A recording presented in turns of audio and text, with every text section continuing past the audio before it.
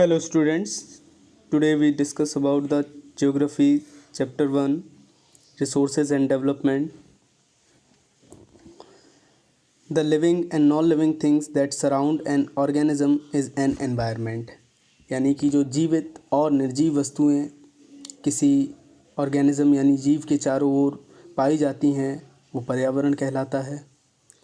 The earth is our environment, पृथ्वी हमारा environment है. The main components of the earth are land, water and air.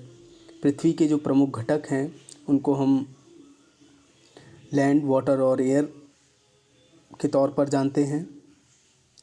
Anything that can be use to satisfy our needs can be called a resource. यानी कि हमारी किसी भी कोई भी वस्तु जो हमारी आवश्यकताओं की पूर्ति करे उसको हम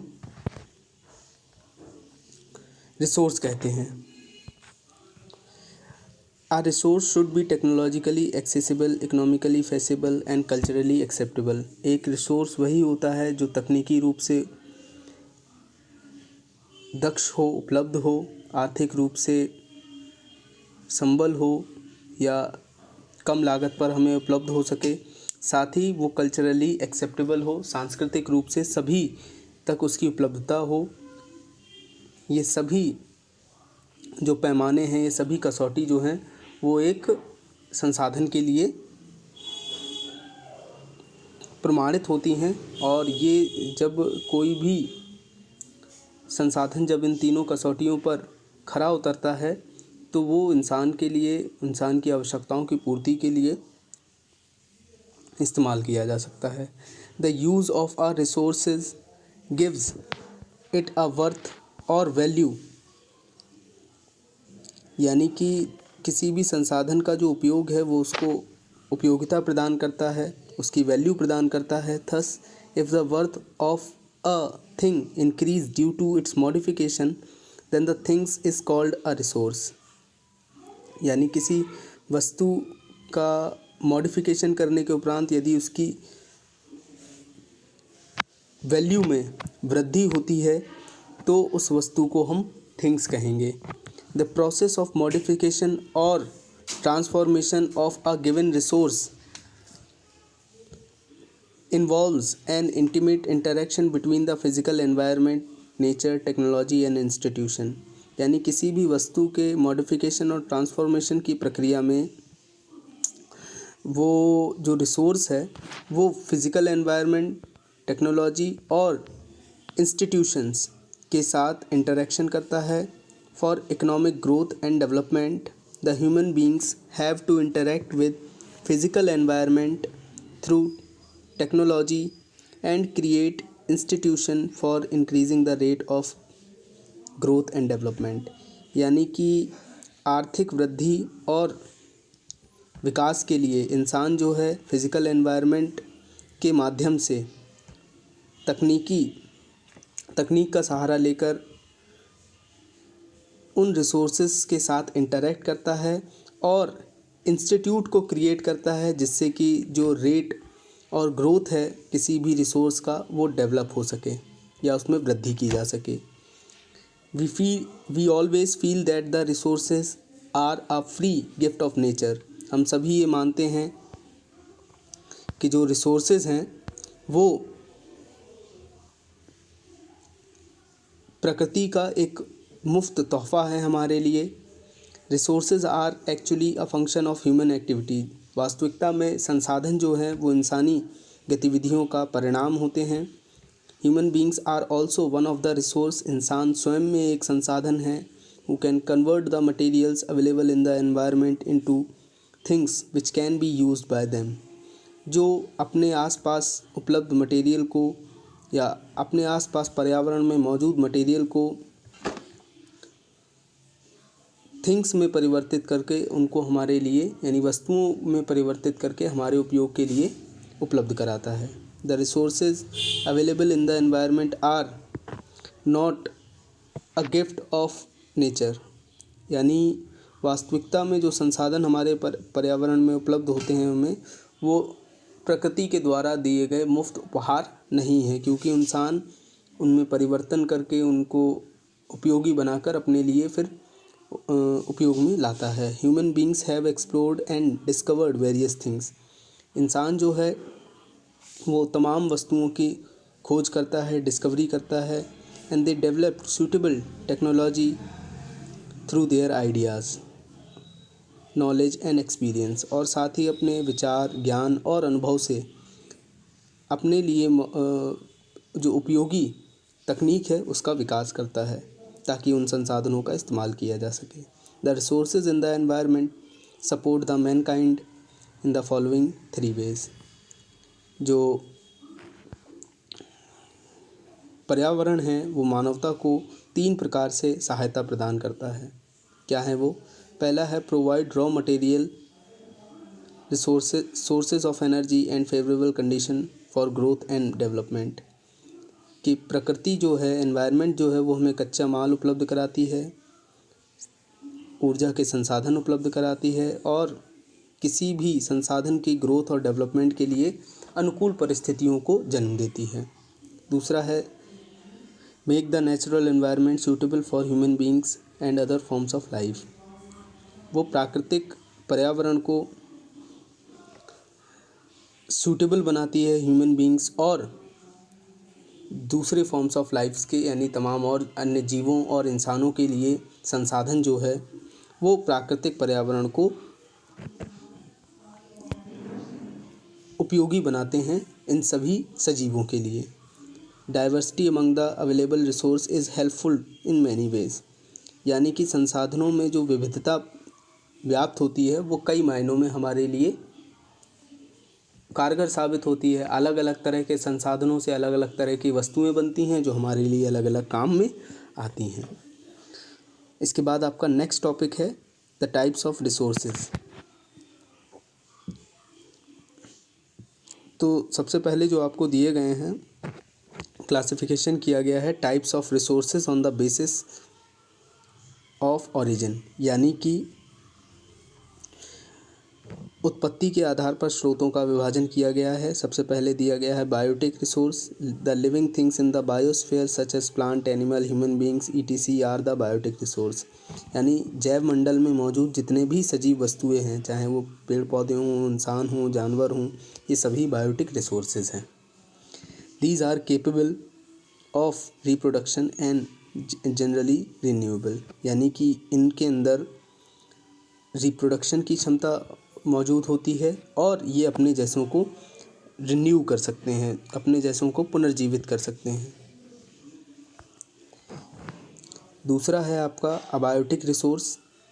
the non living things in the biosphere such as land, water, air ETC are the abiotic resource. यानी जितने भी निर्जीव हमारे जैव मंडल में पाए जाते हैं, जैसे कि हवा, पानी, ज़मीन, ये सभी अबायोटिक रिसोर्स हैं।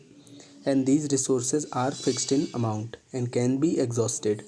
ये निश्चित मात्रा में पाए जाते हैं और एक निश्चित समय अवधि के बाद ये समाप्त हो जाएंगे। These are generally non renewable. ये मुख्यतः अनवीकरणीय होते हैं, यानी इन्हें पुनः प्राप्त नहीं किया जा सकता है। सबसे पहले ऊपर आपको एक चार्ट दिया गया है जहाँ पर रिसोर्सेज को 2 पार्ट्स में क्लासिफाई किया गया है, नेचुरल एंड ह्यूमन। ह्यूमन में आपको स्ट्रक्चर एंड इंस्टीट्यूशन दिख जाएंगे जो इंसानों के द्वारा निर्मित किए जाते हैं, चाहे वो पुल हों, रेलवे स्टेशन हों, इंडस्ट्रीज़ हों, तमाम ऐसी चीज़ें। फिर दूसरा जो क्लासिफिकेशन दिया है वहाँ पर क्वांटिटी एंड क्वालिटी का, कितनी मात्रा में, किस गुणवत्ता का, ये सभी चीज़ें जब मनुष्य वस्तुओं को बनाता है उसके आधार पर उनको संसाधन में विभाजित किया जाता है। नेचुरल में अगर हम देखें तो रिन्यूएबल और नॉन रिन्यूएबल। रिन्यूएबल यानी नवीकरणीय में 2 तरह के आ जाते हैं। ऐसे संसाधन जो कंटिन्यूअस रहते हैं, प्रवाहमय रहते हैं, जैसे कि हवा, पानी, ये लगातार बहने वाले होते हैं। दूसरे होते हैं बायोलॉजिकल में आ जाते हैं फॉरेस्ट, जैसे कि प्राकृतिक वनस्पति, और दूसरे में आ जाते हैं वाइल्ड लाइफ, ठीक, जिनको हम फ्लोरा फ्योना भी कहते हैं। फिर नॉन रिन्यूएबल जो नेचुरल का दूसरा पार्ट दिया गया है, अनवीकरणीय, इसके अंदर मेटल्स होते हैं, रिसाइकेबल थिंग्स होती हैं, यानी जिनको हम पुनः प्राप्त कर सकते हैं, जैसे कि मेटल्स इसका एक एग्जांपल है। और दूसरा टाइप होता है नॉन रिन्यूएबल, जिन्हें हम पुनः प्राप्त नहीं कर सकते हैं, जैसे कि फॉसिल फ्यूल्स एक बार समाप्त हो जाएं तो फिर इन्हें पुनः प्राप्त नहीं किया जा सकता है। फिर अगला है the types of resources on the basis of exhaustibility, यानी कि एग्जॉस्टिबिलिटी के आधार पर स्रोतों को कितने भागों में विभाजित किया गया है। तो पहला है renewable resources, these resources have the capacity और एबिलिटी टू रिन्यू और रिप्रोड्यूस थ्रू फिजिकल, केमिकल और मैकेनिकल प्रोसेस, यानी कि ये वो सबसे पहले तो रिन्यूएबल रिसोर्सेज को नवीकरणीय स्रोत कहा जाता है, और इन स्रोतों के अंदर यह क्षमता होती है, यह दक्षता होती है कि ये फिज़िकल, केमिकल और मैकेनिकल प्रोसेस के द्वारा अपने आप को रिप्रोड्यूस कर सकते हैं। इस कारण से ही there are also called replenishable resources, इनको हम रिप्लेनिशेबल यानी कभी ना समाप्त होने वाले स्रोत कहते हैं। इनके अंदर उदाहरण स्वरूप solar energy, wind energy, water, soil, forest, wild life आदि हमें मिलते हैं, जो कभी भी समाप्त नहीं होंगे। दूसरा दिया गया है नॉन रिन्यूएबल रिसोर्स, ऐसे संसाधन जो एक निश्चित समय अवधि के बाद समाप्त हो जाएंगे और उन्हें हम पुनः प्राप्त नहीं कर सकते हैं। तो these resources can not reproduce quickly, ये संसाधन पुनः प्राप्त नहीं किए जा सकते, यानी तुरंत प्राप्त नहीं किए जा सकते अगर ये समाप्त हो जाएं। एंड कैन बी एग्जॉस्टेड, और ये एक समय अवधि के बाद समाप्त भी हो जाएंगे। These resources take millions of years in their formation, इन संसाधनों के निर्माण में लाखों वर्ष का समय लगता है। दीज आर नॉन रिन्यूएबल और exhaustible and include minerals and materials, minerals, metals, fossil fuels. और इनके अंदर कौन कौन से एग्जाम्पल स्वरूप दिए गए हैं हमें, इनमें मिनरल्स दिए गए हैं, मेटल्स दिए गए हैं, फॉसिल फ्यूल्स दिए गए हैं एग्जाम्पल के तौर पर। अगला दिया गया है types of resources on the basis of ownership, यानी स्वामित्व के आधार पर संसाधनों को कितने भागों में बांटा गया है। Individual resources, these resources are exclusively owned by the individuals, such as farmland in village, a plot of land in a city, factories, plantation, water in the wells, etc. Make a list of resources owned by your parents, यानी वो संसाधन जिन पर किसी एक निजी व्यक्ति का अधिकार हो या निजी स्वामित्व हो, जैसे कि घर की ज़मीन, मकान, फैक्ट्री, कुआं, गाड़ी, घोड़े, तमाम चीज़ें जो हैं वो उस पर किसी एक निजी व्यक्ति का, संस्था का अधिकार रहता है, तो वो इंडिविजुअल रिसोर्सेज के अंदर आते हैं। और जो भी व्यक्ति उनका ओन करता है, उनका स्वामित्व करता है, जैसे मान लीजिए आपकी गाड़ी है तो केवल आप ही उसका इस्तेमाल कर पाएंगे, आसपास के लोग जो है वो उसके मालिकाना हक के अधिकारी नहीं होंगे। दूसरा होगा community owned resources, these resources are owned by defined group of individual और community, such as common grazing land, pasture of villages, burial और सेरेमेशन ग्राउंड, पॉन्ड और lakes in village, public park in city, playground, etc. ये वो संसाधन होते हैं जिन पर किसी एक निजी व्यक्ति, संस्था या एक विशेष वर्ग का अधिकार नहीं होता है, बल्कि जो अलग अलग समुदाय के लोग हैं वो इस पर सामूहिक रूप से अपना अधिकार या स्वामित्व रखते हैं। जैसे कि उदाहरण के लिए हम बात करें, गांव में मौजूद तालाब, पार्क और जितने भी शमशान गृह होते हैं या जो जानवरों के चरागाह के लिए ज़मीन होती है, इन सभी पर कम्युनिटी का अधिकार होता है। शहरों में अगर हम बात करें तो जो पार्क हो गए, प्लेग्राउंड हो गए, टेम्पल्स हो गए, वहाँ पर सभी लोग जा सकते हैं। Such resources can be used by all member of community, और इन संसाधनों का इस्तेमाल समुदाय के हर एक व्यक्ति कर सकता है। इसके बाद है नेशनल रिसोर्सेज। नेशनल रिसोर्सेज क्या होते हैं? These resources are the property of a country and are are under the control of its government, यानी कि ये किसी देश की संपत्ति होती है और वहाँ की सरकार जो है वो इस पर नियंत्रण रखती है। These include mineral resources, water resources, forest, wild life, territorial C water. अब इसके अंदर देश में मौजूद तमाम जो पहाड़ पर्वत उनमें मौजूद मिनरल्स होंगे, नदी झील तालाब, उन पर भी सरकार का या राष्ट्र का अधिकार रहेगा। वहीं पर अगर हम बात करें जो फॉरेस्ट हैं, जंगल हैं, या जो वाइल्ड लाइफ हैं, उन पर भी लोगों का अधिकार राष्ट्र का अधिकार होगा। और साथ ही जो टेरिटोरियल सी वाटर है, टेरिटोरियल सी वाटर यानी जहाँ पर हमारे जो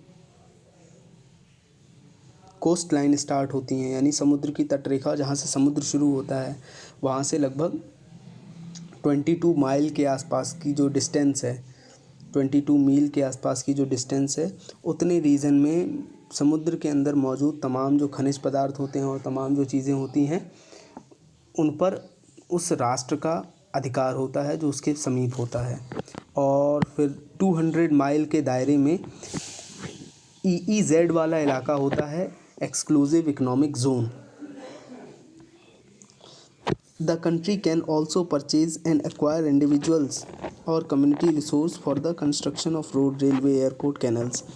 यानी सरकार जो है वो किसी एक व्यक्ति की निजी संपत्ति को सामुदायिक लाभ के लिए या सामुदायिक सेवाओं में वृद्धि के लिए उसकी संपत्ति को अक्वायर कर सकती है, यानी अधिग्रहित कर सकती है। जैसे कि मान लीजिए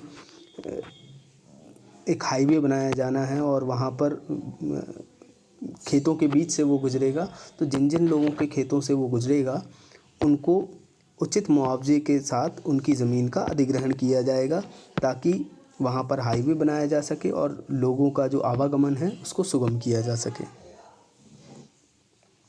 and the national resource help the growth and development of the country and it's people. और जितने भी नेशनल रिसोर्सेज होते हैं यानी राष्ट्रीय संसाधन होते हैं, वो ग्रोथ और डेवलपमेंट में सहायक होते हैं किसी भी राष्ट्र और उसके लोगों के लिए। अगला जो दिया गया है आपका 4th नंबर का इंटरनेशनल रिसोर्स जो आपकी बुक में होगा, वो है these resources are owned by international institution and can be used by the individual nations और community after getting permission from the international institute. यानी कि ये रिसोर्सेज जो हैं वो अंतर्राष्ट्रीय समिति के द्वारा निर्देशित किए जाते हैं और इन अंतर्राष्ट्रीय संस्थानों से परमिशन प्राप्त करने के बाद आप इन इंटरनेशनल रिसोर्सेज को एक्सेस कर पाएंगे, इस्तेमाल कर पाएंगे। For example, India has the right to mine manganese nodules from the bed of the Indian Ocean beyond the exclusive economic zone. यानी कि किसी भी देश की समुद्र पर या समुद्री संसाधनों पर एक निश्चित सीमा तक ही उनका इस्तेमाल करने की अनुमति होती है और उसके बाद वाले क्षेत्र पर अंतर्राष्ट्रीय संस्थाएं उस समुद्री भाग पर नियंत्रण करती हैं। तो ठीक वैसे ही भारत जो है उसको अधिकार प्राप्त है अंतर्राष्ट्रीय संस्थानों से कि वो EEZ यानी एक्सक्लूसिव इकोनॉमिक जोन जो 200 माइल्स के आसपास का रीजन होता है, उसके बियॉन्ड जाकर, उसके आगे जाकर मैग्नीज की जो नोड्यूल्स होते हैं उनकी माइनिंग कर सकें, उनका खनन कर सकें, which is about 200 kilometre away from the coast, जो लगभग 200 किलोमीटर दूर होता है कोस्ट के। सॉरी, मैं माइल कह रहा था, 200 किलोमीटर होता है। ठीक है, तो आपका ये टॉपिक यहाँ तक हो गया है। अब बाकी के जो टॉपिक्स हैं आपको अगले वीडियो सेक्शन में मिलेंगे।